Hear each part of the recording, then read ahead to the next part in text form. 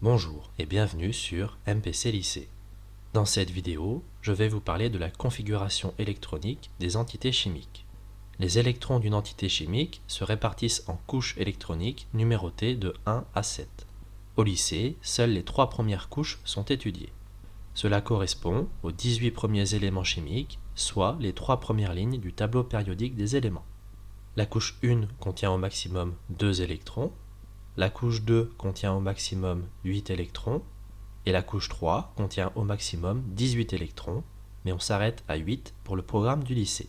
Ces différentes couches se décomposent en une ou plusieurs sous-couches, notées S, P, D, F, G, H, I, K, etc.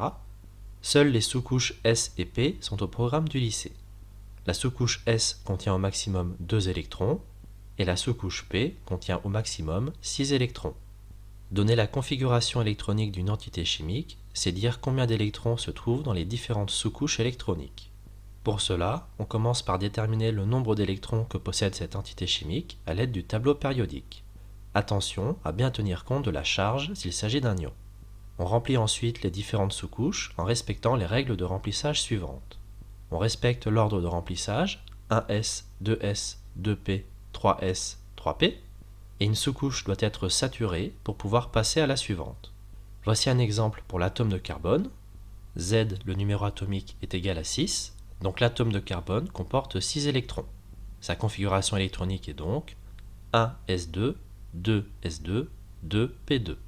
Les électrons de la dernière couche électronique sont appelés électrons de valence, et les électrons des autres couches sont appelés électrons de cœur. Ce sont les électrons de valence qui sont responsables de la réactivité chimique de l'entité. Voilà, c'est tout pour cette vidéo. N'hésitez pas à vous abonner, à laisser des commentaires et à poser des questions. À bientôt sur MPC Lycée.